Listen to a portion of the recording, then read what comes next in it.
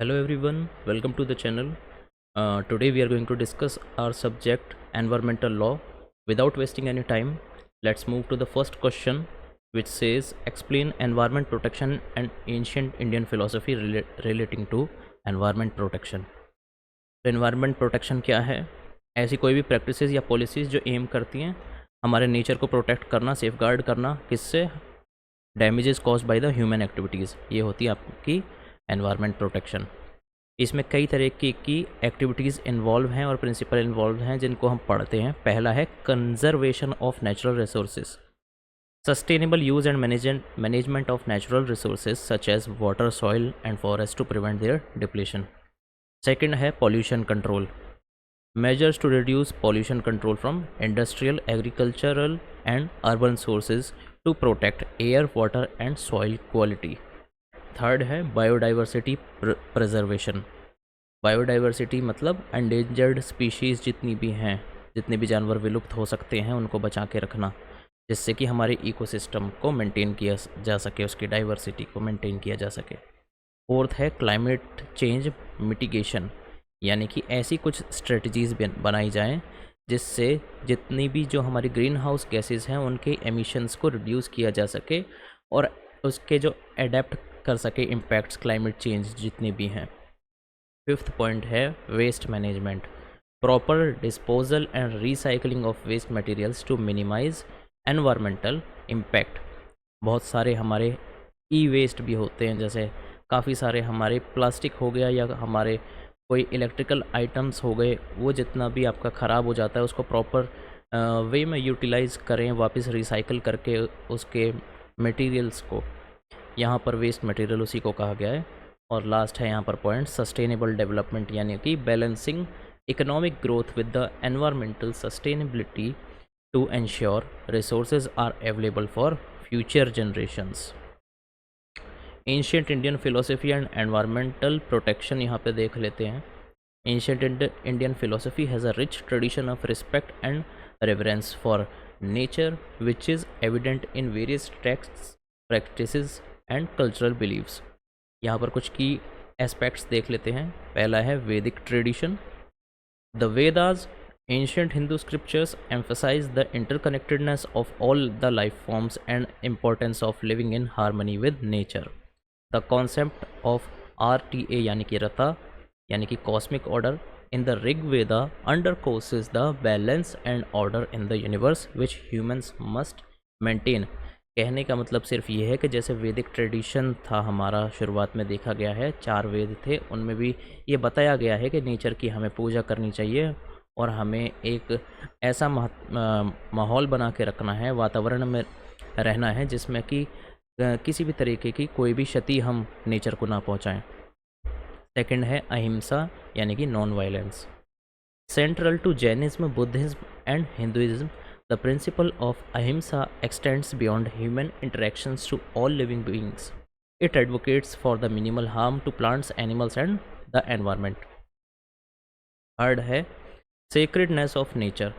Rivers like the Gangas, forests, mountains, and even specific trees and plants are considered sacred in Hinduism. Sacred यानी कि पवित्र, कोई भी चीज़ पवित्र यहाँ पे मानी गई है हमारे हिंदू धर्म में, जैसे कि हमारे नदियाँ हो गई, हमारे पहाड़ हो गए या हमारे कुछ पेड़ हो गए, इनको अलग तरीके की एक पवित्रता हमने प्रदान की है अपने ग्रंथों में। इस चीज़ को भी हमने मेंशन किया है यहाँ पर एंशिएंट फिलोसफी में। This sacredness fosters a protective attitude toward this natural elements. इन पवित्र विचारों के ये पवित्र विचार ही एक ऐसा नतीजा है जिनकी वजह से आज हम एनवायरनमेंट की रिस्पेक्ट करते हैं, उसकी मर्यादा को हम मानते हैं, अपने जहन में रखते हैं इस चीज़ों को कि जो भी हमारे पास जितने भी रिसोर्सेज हैं उनका हम आर्बिट्रेरी यूज़ ना करें, किसी भी तरीके का एक्सप्लॉयटेशन ना करें, पेड़ों की कटाई हम ना करें या फिर अपने एनवायरनमेंट को डिग्रेड हम ना करें, उसके पानी को बचाएं, हमारी मिट्टी को बचाएं, हमारे पेड़ पौधों को बचाएं। ये सब हमारी मानसिकता रहती है। फोर्थ पॉइंट है पंचमहाभूतास, पंच महाभूतास में क्या है, 5 ग्रेट एलिमेंट्स, यानी कि according to Indian philosophy the new universe is composed of 5 elements, जो कि है पृथ्वी, जल, अग्नि, वायु एंड आकाश, जो कि है earth, water, fire, air and ether space. These elements are revered and respected, emphasize the need to maintain their purity and balance. Fifth है यहाँ पर यजनास एंड रिचुअल्स. वैदिक rituals often included offerings to nature deities and sought blessings for the prosperity of natural elements. These rituals reflect a deep understanding of the dependency of human life on the health of the environment. कितने भी हमारे यज्ञ हों या हमारे rituals हों, अभी भी देखा जाए हमारे धर्म में, उनमें भी हमारे कई तरीके की सामग्री ऐसी हैं जो नेचर पे ही डिपेंड होती है. तो इस वजह से हम नेचर की अलग से एक रिस्पेक्ट हमारे धर्म में भी दी गई है. Buddhist teachings. Buddhist emphasizes mindfulness and compassion for all living beings. The concept of dependent orientation highlights the interdependence of all life forms, promoting environmental stewardship. Seventh है traditional practices. Many traditional agricultural practices in India, such as crop rotation, organic farming, and water conservation methods, were inherently sustainable and eco-friendly. Modern कुछ यहाँ पे relevance देख लेते हैं क्या है. The principles from ancient philosophy can offer valuable insights for modern environmental protection efforts. पहला है holistic approach. The interconnectedness of all life forms can inspire integrated environment policies that consider the impact on the entire ecosystem. Second है sustainable practices. Traditional practices can be revived and adapted for modern sustainable agriculture and resource management. Third है ethical foundation. The ethical and spiritual dimensions of ancient philosophy can strengthen the moral commitment to environmental conservation. Fourth है community involvement. The cultural reverence for nature can foster community-led conservation efforts. Conclusion में हम लिख सकते हैं, ancient Indian philosophy provides a profound and holistic framework for environmental protection that remains highly relevant today. It emphasizes harmony, respect and sustainable living, principles that are crucial for addressing contemporary environmental challenges. With this, our first question gets completed. Let's move to the next question, which says ozone layer depletion is causing damage to the environment. Comment. यानी कि ozone layer की जो ozone layer की जो स्थिति है वो उसके बिगड़ने से हमारे एनवायरनमेंट पर कुछ डैमेज कॉज हो रहा है. इसके ऊपर आप अपना कमेंट करना है आपको. तो ozone layer depletion and environmental damage क्या होता है ये. The ozone layer located in the earth's stratosphere plays a crucial role in protecting life on Earth by absorbing most of the sun's harmful ultraviolet radiation. However, human activities have led to significant depletion of this protective layer. यहाँ पर ये बताया गया है कि जो ozone layer है वो एक तरीके का एक सुरक्षा कवच है हमारी धरती के वातावरण के चारों ओर. जो सूर्य के अल्ट्रावायलेट जितने भी रेज हैं, रेडिएशंस हैं जो हमको हार्म करते हैं, उससे ये भी पाया गया है कि अल्ट्रावायलेट रेडिएशन से हमें कैंसर भी हो सकता है. तो उस चीज़ों को प्रोटेक्ट करने के लिए ओजोन लेयर यहाँ पर है हमारी धरती पर, जिसको हमारे मानव के कुछ ऐसी एक्टिविटीज़ हैं, ह्यूमन की एक्टिविटीज़ हैं जो इस लेयर को हार्म पहुँचाती हैं, क्षति पहुँचाती हैं. कुछ इसके कॉजेज़ हैं वो हम यहाँ पे देख लेते हैं. पहला है क्लोरोफ्लोरोकार्बन्स, CFCs जिनको हम कहते हैं, यूज्ड इन हमारे रेफ्रिजरेटर में होती हैं ये वाली गैसेस. क्लोरोफ्लोरोकार्बन्स हमारे एयर कंडीशनर में हैं. And aerosol propellants are the primary culprits. When released into the atmosphere they eventually reach the stratosphere where the UV radiation breaks them down, releasing chlorine atoms that destroy ozone molecules. Second है halons, used in fire extinguishers. Halons release bromine which is even more destructive to ozone than chlorine. Third other chemicals भी हैं हमारे, जैसे carbon tetrachloride, methyl chloroform and methyl bromide also contribute to ozone depletion. ये कुछ हमारी human activities थी. अब यहाँ पे कुछ इफ़ेक्ट्स क्या होते हैं ओजोन लेयर के डिप्लीशन के, वो हम देख लेते हैं। फर्स्ट पॉइंट है increased UV radiation. The thinning of the ozone layer allows more UVB radiation to reach earth's surface leading to several harmful effects. पहला हार्मफुल इफेक्ट क्या है, ह्यूमन हेल्थ पे पड़ता है सबसे पहला तो कि increase UV exposure can cause skin cancers, cataracts एक आंखों की बीमारी होती है, and suppress the immune system, हमारे इम्यून सिस्टम जिससे कि हम तंदुरुस्त रहते हैं, हमें कोई बीमारी ना पकड़े, उस इम्यून सिस्टम पे भी काफ़ी ज़्यादा बुरा प्रभाव पड़ता है यूवी रेडिएशंस का। सेकंड है मरीन इकोसिस्टम। मरीन इकोसिस्टम यानी कि जो एक्वेटिक यहाँ पर एनिमल्स होते हैं, जो समुद्री जीव होते हैं, उनके ऊपर भी काफ़ी ज़्यादा बुरा प्रभाव पड़ता है। UV radiation can damage plankton, the foundation of aquatic food webs, affecting the entire marine ecosystem. Third है terrestrial plants. Increased UV can impair photosynthesis and reduce crop yields, affecting food security. यानी कि हमारी फसल भी यहाँ पर ख़राब हो सकती है, क्योंकि यहाँ पर फोटोसिंथेसिस यहाँ पर उस तरीके का जो होता है, जितने परसेंटेज यहाँ पर रेशियो से चल रहा होता है एनवायरनमेंट में, उस पर भी काफ़ी ज़्यादा इफ़ेक्ट पड़ेगा, जिससे हमारी क्रॉप यील्ड्स हैं उस पर भी ज़्यादा जो ग्रोथ है उसमें कमी देखने को हमें मिलेगी, और जिससे हमारी जो खपत है फूड की वो भी कम होगी। तो नेक्स्ट यहाँ पर क्लाइमेट चेंज देख लेते हैं इफेक्ट। ये तो हमारा हो गया एक चेंज। सेकंड चेंज है climate change. While ozone depletion and climate change are distinct issues, they are interconnected. Ozone depleting substances यानी कि ODS are also potent green house gases contributing to global warming. Green house gases भी होती हैं जो global warming, यानी कि आज हम देख रहे हैं कि हमारा 52 डिग्री सेल्सियस दिल्ली में जा रहा है, या कहीं भी इंडिया में देख रहे हैं कि तापमान हर साल रिकॉर्ड तोड़ रहे हैं, गर्मी के भी हों या ठंड के भी हों। तो ये सब चीज़ें किस वजह से हो रही हैं, ग्लोबल वार्मिंग की वजह से हो रही हैं, क्योंकि हमारे एनवायरनमेंट में कुछ ऐसी ग्रीन हाउस गैसेज हैं जैसे कि कार्बन डाइऑक्साइड भी है, हमारी कार्बन मोनोऑक्साइड भी है, क्लोरोफ्लोरोकार्बन्स तो है ही हैं। इन सब चीज़ों से हमारे ये क्लाइमेटिकल चेंजेस भी हो रहे हैं। थर्ड है हमारा materials degradation. Increased UV radiation can accelerate the degradation of materials like plastics, wood, fabrics and rubber, reducing their life span and leading to higher costs and waste. ये हमारे effects देख लिए हमने।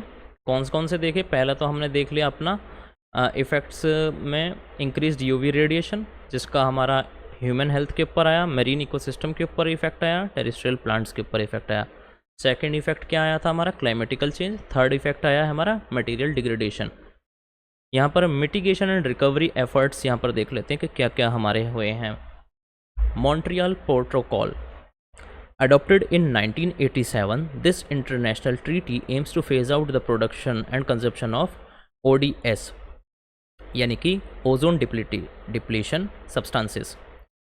It has been successful in reducing the release of these harmful chemicals and has led to the gradual recovery of the ozone layer. 1987 में एक international treaty ऐसी आई थी जो एक एम के साथ आई थी कि जितने भी हमारे ओजोन डिप्लीटिंग सब्सटेंसेस हैं उनके प्रोडक्शंस को यहाँ पर हम रिड्यूस करेंगे, जिससे हमारी ओजोन लेयर को हम प्रोटेक्ट कर सकें या उसके हार्म को हम थोड़ा कम कर सकें, और ये काफ़ी हद तक सक्सेसफुल भी यहाँ पर साबित हुई थी। सेकंड है यहाँ पर alternative technologies, development and adoption of ozone friendly alternative to chlorofluorocarbons and halons such as hydrofluorocarbons, though these are now also being phased down due to their higher global warming potential. ये कुछ हमारी technologies alternate आई हैं। Third है यहाँ पर monitoring and research, continuous monitoring of the ozone layer and research into the atmospheric science help in understanding and addressing the issue more effectively. Current status की बात करें तो the ozone layer is showing science of recovery thanks to global efforts and adherence to the Montreal protocol.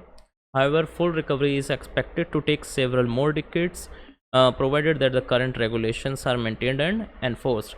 यहाँ पर हम conclusions देख लेते हैं कि एक चीज़ मैं आपको बता दूं कि ओजोन लेयर की यहाँ पर हमने थोड़ी बहुत रिकवरी तो देखी है, लेकिन इसकी कंप्लीट रिकवरी देखने में अभी भी हमें कई दशक का वेट करना पड़ेगा।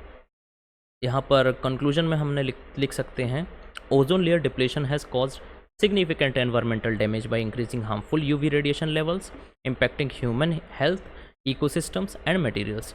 The international community's response through the Montreal Protocol highlights the effectiveness of coordinated global action. Continued vigilance and adaptation of policies are essential to ensure the complete recovery of the ozone layer and mitigate the associated environmental impacts. This is how our second question also gets completed. इसके बाद हम पढ़ेंगे discuss the power of state government to supersede the state board under the Air Act 1981. Just a second.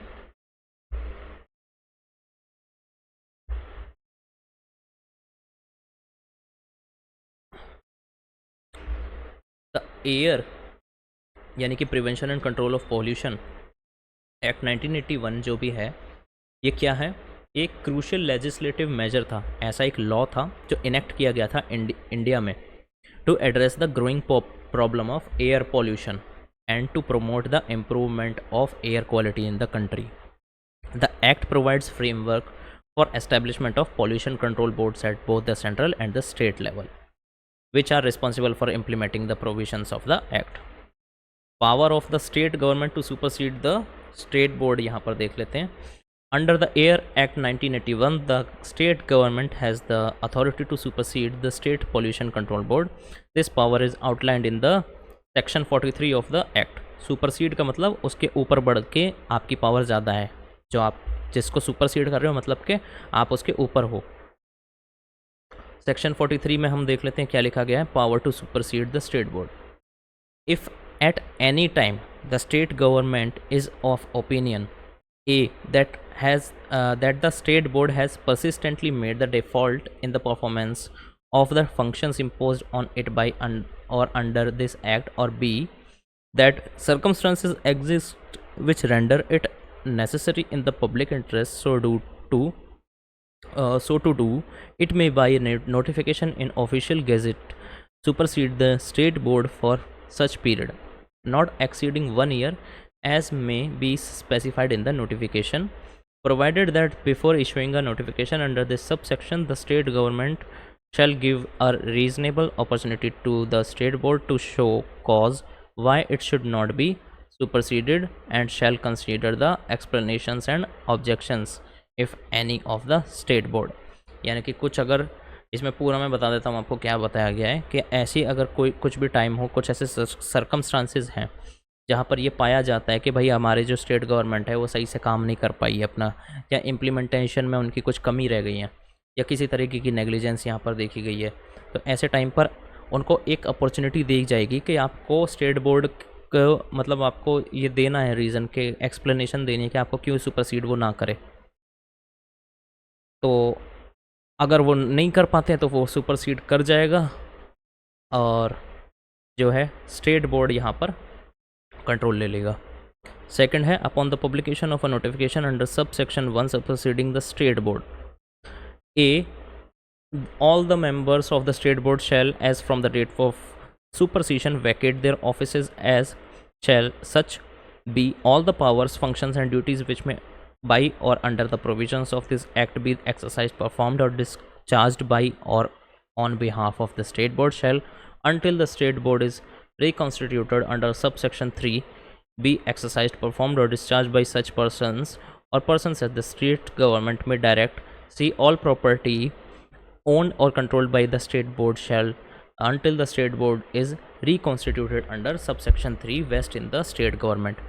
अब यहाँ पर किस चीज़ की बात हुई है कि आपकी जो स्टेट गवर्नमेंट है वो सुपरसीड करेगी स्टेट बोर्ड को, कि जितने भी यहाँ पर अगर ऐसा जब भी ये एक्ट रेगुलेट किया जाएगा तो जो भी स्टेट बोर्ड के जितने भी ऑफिसेज हैं उनको खाली करवा दिया जाएगा, जितने भी ऑफिसर्स हैं वो अपना जो है काम धाम वहीं पर छोड़ के एकदम से उनको एक नोटिस पीरियड दिया जाएगा कि आप अपना ऑफिस खाली कर दीजिए और जितनी भी रिस्पॉन्सिबिलिटीज़ हैं वो अब स्टेट गवर्नमेंट के हाथ में आएंगी. ये आपके कुछ सब सेक्शंस हैं 1, 2, 3 जितने भी हैं उसके अंदर ये सब चीज़ें मेंशन करी गई हैं.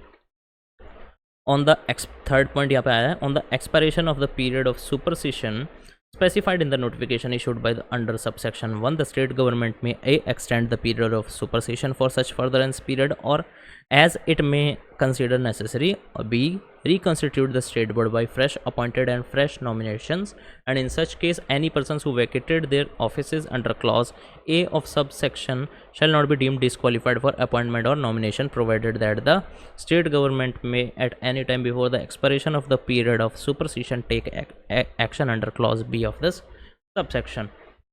कहने का अर्थ ये है कि जब आपके ऑफिस आपने वैकेट कर दिया तो या अगर स्टेट बोर्ड को वापस कंट्रोल चाहिए तो ये स्टेट गवर्नमेंट ही उसका या तो रिकॉन्स्टिट्यूशन करवाए या फिर उनके, और ये भी देखा जाएगा कि कोई अगर ऐसे कोई ज़्यादा बड़ा कोई लीगल एक्शन तो नहीं लिया गया था जिसने भी अपना ऑफिस जो है वो वैकेट किया है, अगर ये पाया गया है कि वो बहुत बड़े किसी अपराध में शामिल नहीं है तो उनको वापस अपॉइंटमेंट भी मिल सकता है उसी स्टेट बोर्ड के अंदर। एक वैसे जब रिकॉन्स्टिट्यूशन होती है तो इस टाइम पर जितने भी आपके डायरेक्टर्स हैं उनको न्यूली फ्रेशली अपॉइंट किया जाता है और नॉमिनेट किया जाता है बाकी मेंबर्स को भी। एक्सप्लेनेशन एंड इम्प्लीकेशंस देख लेते हैं। Grounds for supersession. The state government can supersede the state board if it believes that the board has consistently failed to perform its functions. Consistently यानी कि लगातार जो फेलियर देखा गया है परफॉर्मेंस में स्टेट बोर्ड का, ऐसे टाइम पर यहाँ पर सुपरसीशन देखी जाएगी। और if it deems it necessary in the public interest, या फिर पब्लिक खुद कह देती है कि यार स्टेट बोर्ड नहीं, अब ये स्टेट गवर्नमेंट इसको अपने हाथ में ले। सेकंड है प्रोसेस ऑफ सुपरसीशन देख लेते हैं। यहाँ पे नोटिफिकेशन दिया जाएगा सबसे पहले तो the decision to supersede the board must be publish in the official gazette. Second है अपॉर्चुनिटी टू रिस्पॉन्ड, जो स्टेट बोर्ड है उसको एक अपॉर्चुनिटी दी जाएगी कि इन केस के कुछ एक्सप्लेनेशंस देनी है फाइनल डिसीजन से पहले आपको, तो आप दे सकते हो। थर्ड पॉइंट है इफेक्ट्स ऑफ सुपरसीशन। पहले तो वैकेटिंग ऑफिसेज यानी कि all the members of state board must vacate their positions, आप अपने पोजीशंस को छोड़ो, आप त्याग पत्र दो, रिज़ाइन करो और अपने ऑफिस को खाली करो। सेकंड है assumption ऑफ फंक्शंस, यानी कि the state government will assume all functions and duties of the board और delegate them to a person और persons it appoints. Third point है property control, all property of the state board will vest in the state government during the period of supersession. Fourth है reconstitution of the board. After the supersession period ends, the state government can either extend the supersession or reconstitute the board with the new appointments. Previous members are not automatically disqualified from being reappointed. यानी कि जब state government का सुपरसीशन का time ख़त्म हो सकता है तो उनके पास दो ऑप्शन होते हैं, या तो वो सुपरसीशन के टाइम को एक्सटेंड करा लें कि नहीं अभी कुछ टाइम और हमें ही कंट्रोल चाहिए, या फिर वो एक न्यूली रिकॉन्स्टिट्यूट करें उस स्टेट बोर्ड को नए अपॉइंटमेंट्स के साथ। और बाकी जितने भी लोगों ने अपना ऑफिस वैकेट किया है वो ऐसे डिस्क्वालीफाई नहीं होंगे अगर जब तक कोई संगीन अपराध में वो दोषी पाए नहीं जाते हैं, उनका वापस से अपॉइंटमेंट किया जा सकता है। तो कंक्लूजन यहाँ पर देख लेते हैं। The power of the state government to supersede the state pollution control board under the air act 1981 is a significant measure to ensure accountability and effectiveness in pollution control. This provision acts as a check to ensure that the state board performs its functions diligently and that public interests in air quality and pollution control is upheld. The procedural safeguards such as the opportunity for the board to present its case ensure a fair process before any drastic action is taken.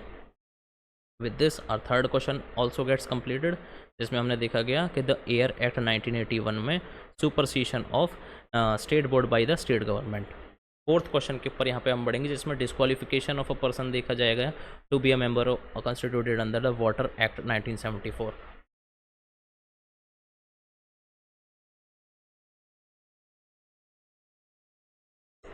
The Water Act 1974 is a significant legislative framework in India designed to prevent and control water pollution and to maintain or restore the wholesomeness of water. जब air की बात आएगी तो air pollution, water आ गया अगर act में तो water pollution. Simple सी बात है। The act provides for the establishment of central and state pollution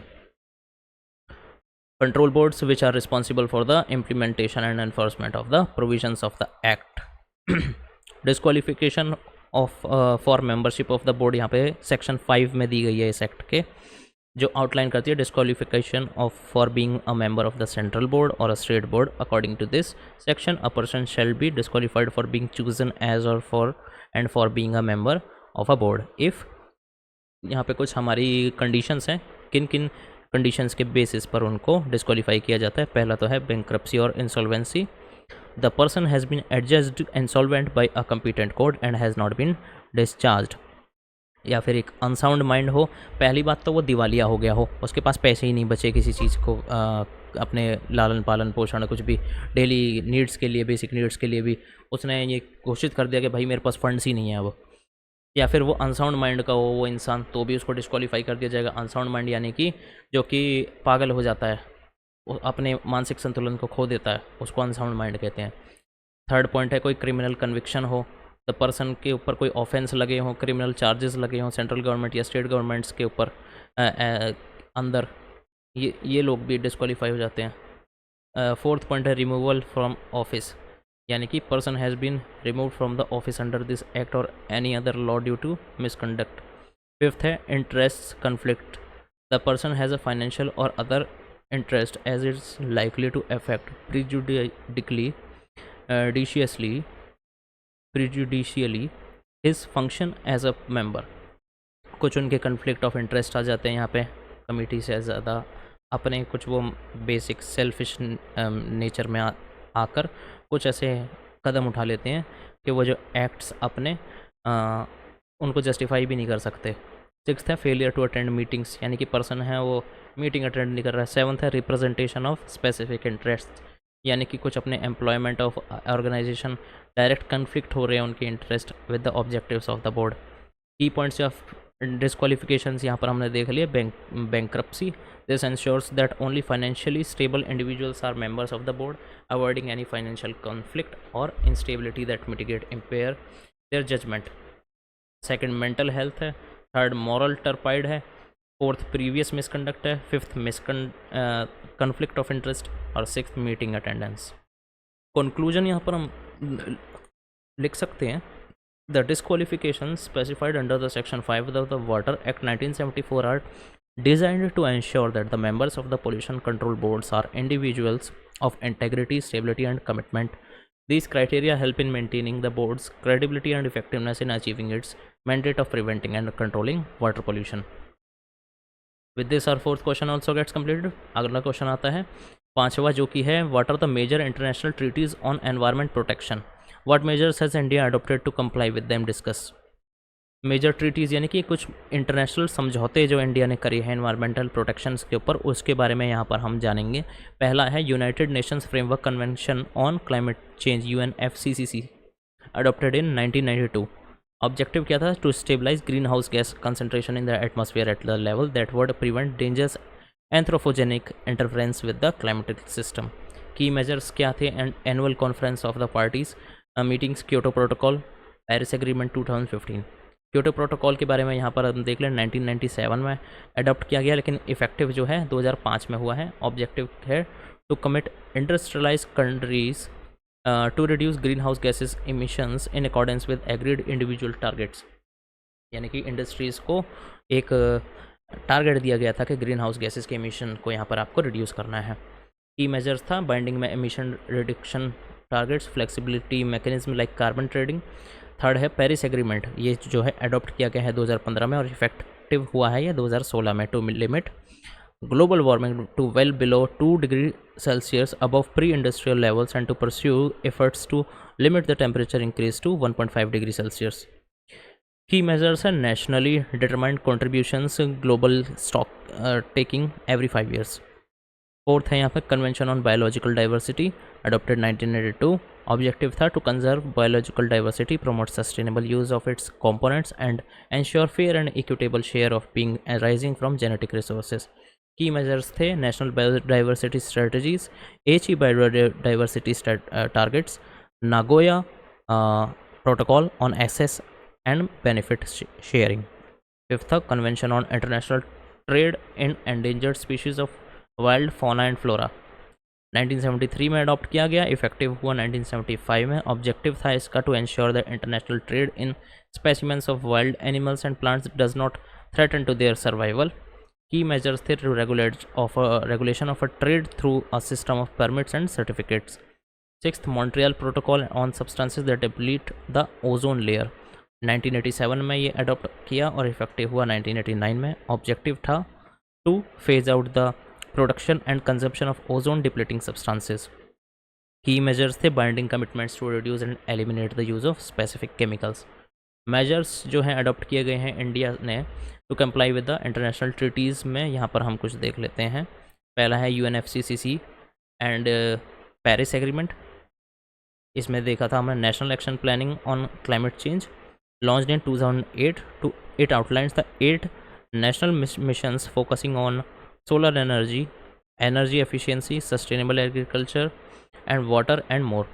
National determined contributions. India aims to reduce the emissions intensity of its GDP by 33 to 35% by 2030 from 2005 levels, achieve about 40% cumulative electric power installed capacity from non-fossil fuel-based energy resources, and create an additional carbon sink of 2.5 to 3 billion tons of carbon dioxide equivalent through additional forest and tree cover. Second point है Kyoto protocol, clean development mechanism. यहाँ पर Kyoto protocol भी India ने जो है apply किया था। India is one of the largest participants in the CDM with numerous projects aimed at reducing greenhouse gases emissions and promoting sustainable development. Convention on biological diversity में भी यहाँ पर इंडिया ने भाग लिया है। नेशनल बायोडाइवर्सिटी एक्शनल प्लान यहाँ पर बनाया गया था, updated in 2008 to address the emerging challenges and to integrate biodiversity concerns into various sectors. और बायोडाइवर्सिटी एक्ट 2002 भी यहाँ पर पास किया गया था, provide framework for the conservation of biological diversity, sustainable use of its components and fair and equitable sharing of benefits arising from the use of biological resources. Fourth point है CITES. Wild life protection act 1972 यहाँ पर India में आया है, जो provides legal framework legal protection to wildlife, and its amendments have incorporated provisions to comply with sites. Authorities और mechanism कुछ बनाई गई थी, establishments of science management authority and scientific authority in India to regulate wild life trade. Fifth, Montreal protocol में भी India का एक भाग है, भागीदारी देखी गई है। ओजोन डिप्लीटिंग सब्सटेंसेस रूल्स जो है यहाँ पर बनाए थे इंडिया में सन 2000 में, phasing out the production and consumption of ozone depleting substances. और यहाँ पे fluorocarbons phase out management plan भी यहाँ पर गया था to meet the target set under the Montreal protocol for phasing out hydrochlorofluorocarbons. Conclusion में हम लिख सकते हैं, India's commitment to international environment treaties is reflected in its comprehensive policies and programmes aimed at mitigating climate change, conserving biodiversity and regulating trade in endangered species. Through national legislation, strategic action plans, and active participation in global warming environmental initiatives, India continues to work towards fulfilling its international obligations and contributing to global environmental sustainability. Sixth question यहाँ पर आता है। Fifth question यहाँ पे पूरा complete हो गया हमारा, काफ़ी लंबा क्वेश्चन था और इस वीडियो को दोबारा देख भी लेना रिपीट कर करके, क्योंकि समझने में थोड़ा टाइम लगेगा, क्योंकि इतने सारे यहाँ पे प्रोटोकॉल्स और यहाँ पे हमारे जो हमने देखे हैं कि कितने सारे एक्ट्स यहाँ पर कि इंडिया की क्या हमारी सिचुएशन थी इंटरनेशनल ट्रीटीज़ में, तो इसको समझने में थोड़ा सा एक आपको दोबारा गो थ्रू करना पड़ेगा इन सारी चीज़ों से। सिक्स्थ क्वेश्चन यहाँ पर आ जाता है, what is the contribution of public interest litigation to protect environment। यहाँ पर हम पब्लिक इंटरेस्ट लिटिगेशन क्या होता है और उसका एनवायरनमेंट प्रोटेक्शन में क्या रोल है वो देखेंगे।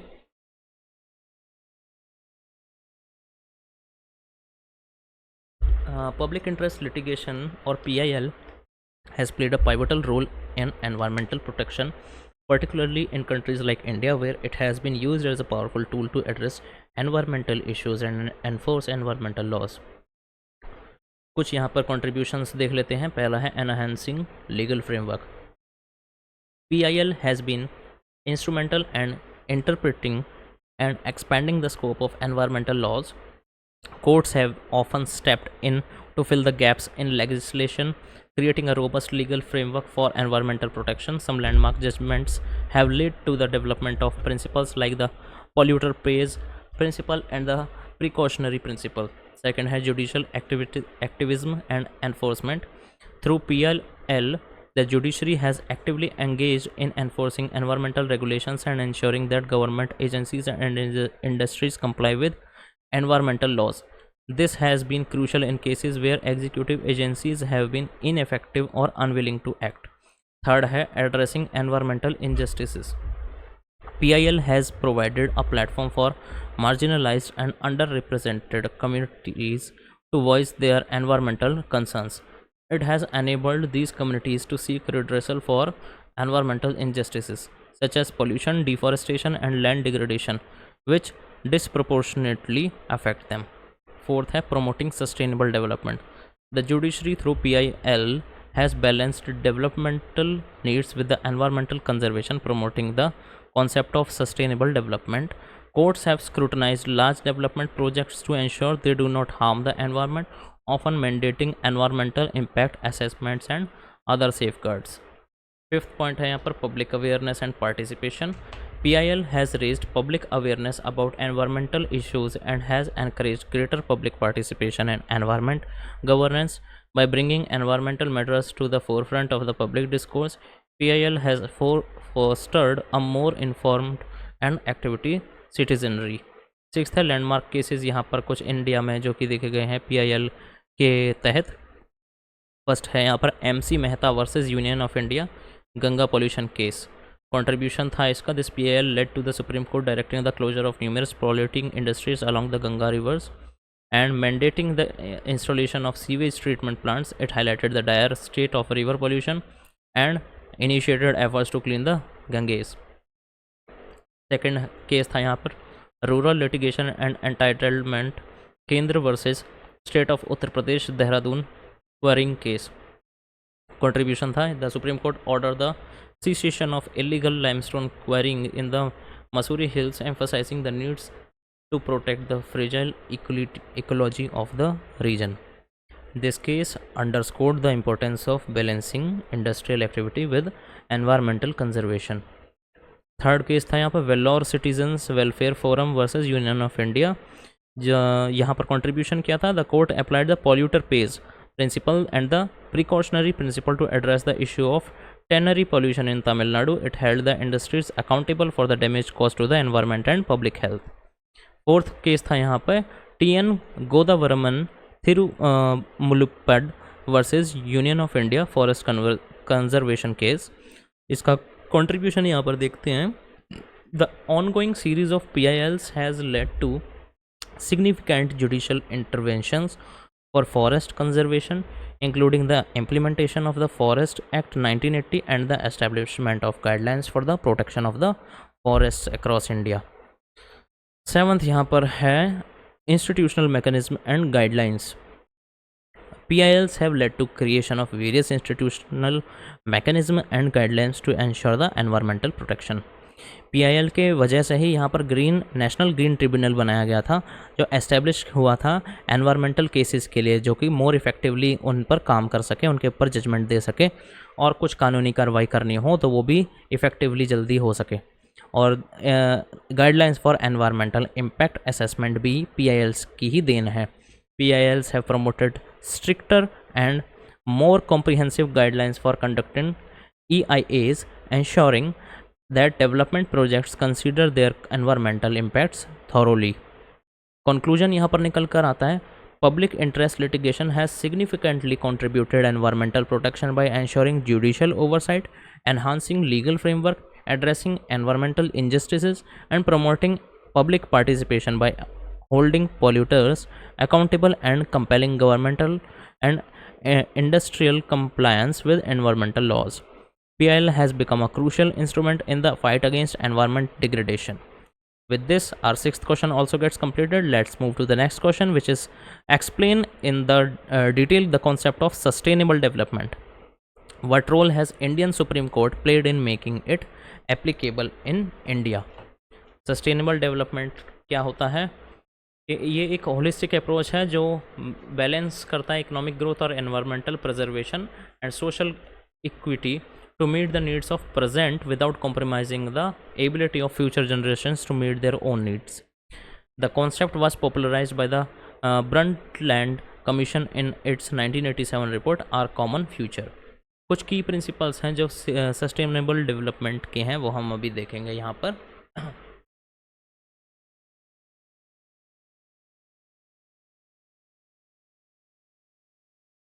पहला यहाँ पर की प्रिंसिपल है इंटरजेनरेशनल इक्वलिटी। इसका मतलब है ensuring that future generations have access to the same resources and opportunities as the present generation। और एक और चीज़ इसमें आती है कि ensuring fair distribution of resources and opportunities with the current generation। Third point यहाँ पर आता है प्रिकॉशनरी प्रिंसिपल, यानी कि taking preventive action in the face of uncertainty to avoid environmental degradation. Fourth है polluter pays principle, ensuring that those who cause environmental damage bear the cost of managing it। यानी कि जिसने pollution को damage किया है, environment को damage किया है पॉल्यूशन करके, उसकी कीमत भी वही अदा करे। इसको कहते हैं पॉल्यूटर पेज प्रिंसिपल। फिफ्थ है इंटीग्रेशन, यानी कि balancing economic, social and environmental dimensions in policy making and implementation. Role of Indian supreme court in promoting sustainable development, यहाँ पर हम देखेंगे कंट्री के जो लीगल फ्रेमवर्क हैं वो यहाँ पर सुप्रीम कोर्ट ने ही बनाया है सस्टेनेबल डेवलपमेंट के लिए, प्रैक्टिकल एप्लीकेशन हो ताकि इसके कुछ serious landmark judgments and proactive judicial activism यहाँ पर हम देखते हैं, जिनकी वजह से आज एनवायरनमेंट प्रोटेक्शन जो है सस्टेनेबिलिटी के साथ हो रहा है। पहला है environment protection and fundamental rights के अंदर पहला case Subhash Kumar versus state of Bihar 1991। The Supreme Court held that the right to live in a pollution-free environment is a part of the fundamental right to life under Article 21 of the Constitution of India. This judgment laid the foundation for recognizing environmental protection as an essential aspect for the aspect of the right to life.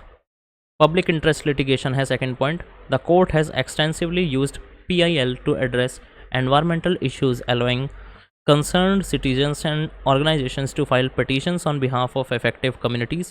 This has significantly expanded access to justice in environmental matters. Third है यहाँ पर doctrine of sustainable development, Vellore citizen welfare forum versus union of India 1996 case में यहाँ पर देखा था supreme court explicitly adopted the concept of sustainable development and the precautionary principle, making them integral to Indian environment jurisprudence. The court emphasized that the development must be ecologically sustainable. T.N. Godavaram Thirumulpad versus Union of India 1996.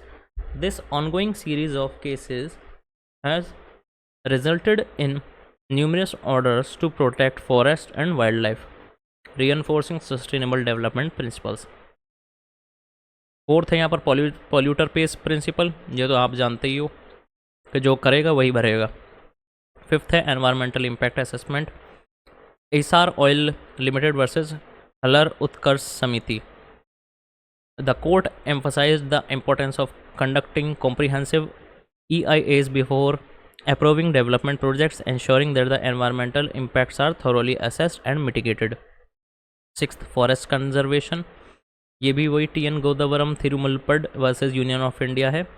इसमें भी forest conservation के ऊपर यहाँ पर supreme court ने order दिया था। Seventh water pollution and river conservation था, जो कि MC Mehta versus union of India Ganga pollution case में यहाँ पर सुप्रीम कोर्ट ने अपना जजमेंट पास किया था, जिसमें इंडस्ट्रीज़ को यहाँ पर आपने देखा ही था, कुछ ही अभी क्वेश्चंस पहले मैंने बताया था, इंडस्ट्रीज़ को यहाँ पर इंस्ट्रक्शंस दिए गए थे कि आप जो हैं अपने सीवरेज प्लांट को यहाँ पर इंस्टॉल कीजिए और जितने भी ये जो पॉल्यूशन कर रहे हैं आप डिग्रेडिंग मटेरियल्स को इसको गंगा के अंदर ऐसे ही यूँ छोड़ना बंद करें। एट्थ है industrial pollution and health, Sterlite industries limited versus union of India 2013। The court ordered that the closure of a copper smelting plant in Tamil Nadu due to its adverse health and environmental impacts, reinforcing the importance of sustainable industrial practices.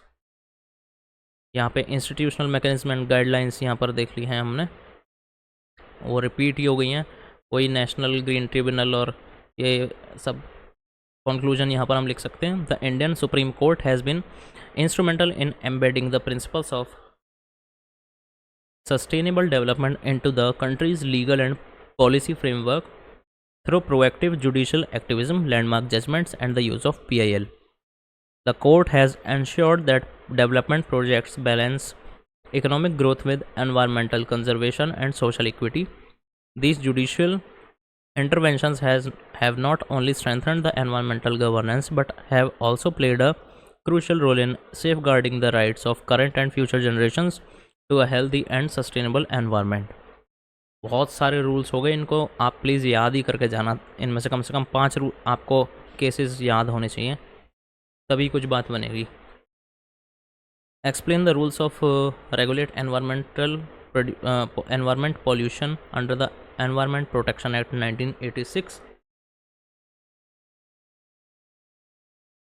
यहाँ पर environment protection act 1986 के बारे में हम पढ़ेंगे, जो कि एक कॉम्प्रिहेंसिव लेजिस्लेशन इन इंडिया है जो प्रोवाइड करता है central government with the board powers to address the environmental pollution in all its forms. The act was enacted in response to the Bhopal gas strategy of 1984 and aims to protect and improve the environment and prevent hazards to human beings, other living creatures, plants and property। Bhopal gas tragedy के बारे में आप यहाँ पर search कर लेना। एक plant में कुछ जहरीली गैस का जो है निकल गई थी प्लांट्स के बाहर से, और कई सारे लोगों की यहाँ पे मौत हो गई थी 1984 में। उसको ही देखकर यहाँ पर एनवायरमेंट प्रोटेक्शन एक्ट 1986 यहाँ पर फॉर्म किया गया था। कई प्रोविजंस एंड रूल्स इसके अंदर क्या आते हैं। The environment protection act 1986 authorizes the central government to take measures necessary to protect and improve the quality of environment and to prevent, control and abate environmental pollution. इसके कुछ rules and regulations यहाँ पर आ जाते हैं। पहला है general powers of the central government, section 3 के अंदर आता है, जो पावर देता है to coordinate actions by the state government officers and other authorities under this act और other laws for environmental protections. Second है plan and execute a nation wide environmental protection program, lay down standards for the quality of the environment in its various aspects, lay down standards for emission of or discharge of pollutants, restrict areas in which any industries, operations or processes shall not be carried out or shall be carried out subject to certain safeguards। Second point आता है यहाँ पर safe standards for emissions और discharge of environmental pollutants. Section 7 prohibits persons from discharging or emitting any environmental pollutant in excess of the prescribed standards. The central government under section 6 can make rules to regulate the discharge or emissions of environmental pollutants। Third point है environmental laboratories and analysis। Section 12 allows the central government to establish or recognize environmental laboratories for testing samples of air, water and soil or other substances to check compliance with the environmental standards। Section 13 provides for the appointment of government analysts। Fourth यहाँ पर penalties and legal proceedings जो कि section 15 के अंदर prescribe की गई हैं। Penalties for non compliance with the act, any person who fails to comply with the provisions of the act, rules और orders made thereunder shall be punishable with the imprisonment which may extend to 5 years or with a fine or both, which if the failure continues an additional fine may be imposed। Fifth point यहाँ पर environmental rules आ जाते हैं 1986 में। कुछ यहाँ पर rules हैं जैसे कि hazardous waste management and handling rules 1989, जिसमें कि generation, collection, reception, treatment, transportation, storage and disposition of hazardous waste आता है। सेकंड है manufacture, storage and import of hazardous chemical rules 1989। Third है एनवायरमेंटल इम्पैक्ट असेसमेंट नोटिफिकेशन 2006। फिर biomedical waste rules 1998, plastic waste management rule 2016, solid waste management rules 2016, noise pollution rules 2000।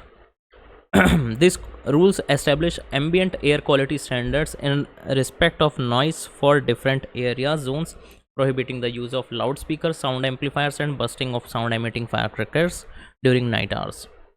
Conclusion यहाँ पर हम लिख सकते हैं The Environmental Protection Act 1986 and the various rules framed under it provide a comprehensive legal framework for the prevention, control, abatement of environmental pollution in India।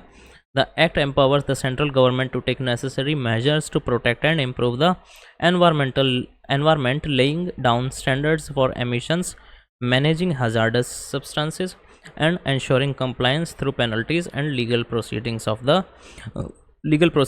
The rules framed under the act address specific areas of environmental concern, ensuring a targeted and effective approach to environmental protection. यहाँ पर last question हम देख लेते हैं एक, what is national park and what is the purpose of constitution of an area as an national park. National park की definition और purpose यहाँ पर लिखी है। A national park is a protected area established by a country's government designated to conserve the national environment and biodiversity, protect wild life and provide opportunity of public enjoyment and education. National parks are set aside for the preservation of their natural beauty, unique geological features, diverse ecosystems, and recreational value. Purpose for constituting of an area as a national park यहाँ पर है, पहला है यहाँ पर point, क्या purpose आता है, कंजर्वेशन ऑफ बायोडाइवर्सिटी यानी कि protection of species, genetic diversity, ये दोनों चीज़ आती हैं इसके अंदर। सेकंड है यहाँ पर प्रोटेक्शन ऑफ नेचुरल रिसोर्सेज यानी कि इकोसिस्टम इंटेग्रिटी यानी कि वाटर रिसोर्सेज भी, इनका भी प्रोटेक्शन। थर्ड है यहाँ पर कल्चरल एंड हिस्टोरिकल प्रिजर्वेशन यानी कि कल्चरल हेरिटेज, यानी कि जैसे कि national parks often protect sites of cultural, historical and archaeological significance, preserving them for future generations. और इंडिजीनियस कम्युनिटीज़ भी हैं यहाँ पर, उसका भी प्रोटेक्शन होता है, जो कि indigenous livelihoods of indigenous communities living in और नियर द पार्क, ये भी कुछ आदिवासी हों या कुछ ऐसे लोग हों, उनका भी यहाँ पर प्रोटेक्शन हो जाता है। फोर्थ पॉइंट है रिक्रिएशन एंड टूरिज्म। टूरिज्म तो आप समझते ही हो कि टूरिस्ट यहाँ पर आएंगे, अवेयरनेस होगी यहाँ पर रिस्पॉन्सिबल, क्योंकि वो होंगे इस चीज़ के लिए अवेयरनेस जगाएंगे कंजर्वेशन ऑफ एनवायरनमेंट की। और पब्लिक एन्जॉयमेंट तो है ही है, यहाँ पर कुछ आपके रिक्रिएशनल एक्टिविटीज़ भी हो सकते हैं, जैसे कि कुछ हाइकिंग हो गई, कैंपिंग हो गई, बर्ड वाचिंग हो गई, नेचर फोटोग्राफी हो गई, ये कुछ एक्टिविटीज़ होती हैं फिजिकल और मेंटल वेलबींग को प्रमोट करने के लिए। फिफ्थ यहाँ पर पॉइंट है scientific research and education. National park serve as an outdoor laboratories for scientific research, allowing scientists to study ecosystems, wildlife behavior and environmental changes in a relatively undisturbed setting. Education भी यहाँ पर मिलती है, education facilities to inform about the public about natural history, conservation and the importance of protecting the environment. Sixth point यहाँ पर climate regulation है, जो कि कार्बन सिक्वेशन और माइक्रो क्लाइमेट रेगुलेशंस के तहत यहाँ पर देखा जाता है कि forest and other ecosystem within national parks acts as carbon sinks, absorbing carbon dioxide from the atmosphere, helping to mitigate the climate change. और माइक्रो क्लाइमेट रेगुलेशंस होती हैं affecting temperature, humidity and rainfall patterns, इस चीज़ को भी यहाँ पर mitigate करते हैं, उसके इफेक्ट्स क्लाइमेट चेंजेस के। लेजिस्लेटिव फ्रेमवर्क एंड मैनेजमेंट यहाँ पर देख लेते हैं कुछ, जो कि govern by the wild life protection act 1972 में हमने देखा है। डिक्लेरेशन ऑफ नेशनल पार्क क्या होता है यहाँ पे, the state government can declare an area as a national park through a notification. तो एक नोटिफिकेशन जारी करेगी स्टेट गवर्नमेंट कि अब ये एरिया जो है नेशनल पार्क है, following a detailed survey and consideration of its ecological, faunal, floral, geomorphological और जूलॉजिकल सिग्निफिकेंस। सेकंड है prohibition of activities such as hunting, poaching, grazing and commercial exploitation of resources are strictly prohibited in national parks. The focus is on preserving the natural habitat and wild life. एक और point है management plans. Each national park must have a management plan outline strategies for conservation, protection and sustainable tourism. The plan includes measures for habitat restoration, anti-poaching efforts and community involvement. एक और point यहाँ पर है buffer Jones का। Establishing the buffer zones around national parks helps mitigate human-wildlife conflicts and reduces pressure on the core areas. Examples of national park है यहाँ पर Jim Corbett national park Uttarakhand में है, जो the first national park in India known for its population of Bengal tigers. Second है Yellowstone national park USA में है, जो the first one national park in the world famous for its geothermal features and diverse wild life. Third है यहाँ पर Kruger national park South Africa में है, जो known for it's high density of wild animals including the big 5। Conclusion में हम लिख सकते हैं national parks play a crucial role in conserving biodiversity, protecting natural resources, preserving cultural heritage, and providing recreational and educational opportunities. By establishing national parks, countries and can ensure the long-term protection of their natural heritage and promote sustainable development. The legal and management frameworks governing national parks are essential for their effective protection and maintenance, balancing conservation goals with the public enjoyment and community benefits. इसके बाद कोई आपके ज़्यादा main questions बचते नहीं हैं। कुछ यहाँ पे लास्ट क्वेश्चन, इसके बाद एक और मैंने ये लिख लिया था कि कुछ case laws of environmental law in India है जो हमने पहले ही पढ़ लिए, जिसमें आते हैं MC Mehta versus union of India 1986 Ganga pollution act, MC Mehta versus union of India 1987 oleum gas leak case, Indian council for enviro legal action versus union of India 1996, Vellore citizens welfare forum versus union of India 1996, TN Godavarman Thirumulpad versus union of India 1997, ये सारे Narmada Bachao Andolan versus union of India 2000 case, MC Mehta versus Kamal Nath, ये इसमें भी आपको doctrine of public trust doctrine यहाँ पर देखने को मिली है। This doctrine assert the government must protect and preserve resources for public use and enjoyment, ये आपने देखा है। 8th है यहाँ पर research foundation for science technology national resource policy versus union of India 2005, अलमित्रा H Patel versus union of India 2000, proper यहाँ पे solid waste का मैनेजमेंट का प्रैक्टिस के ऊपर है ये केस।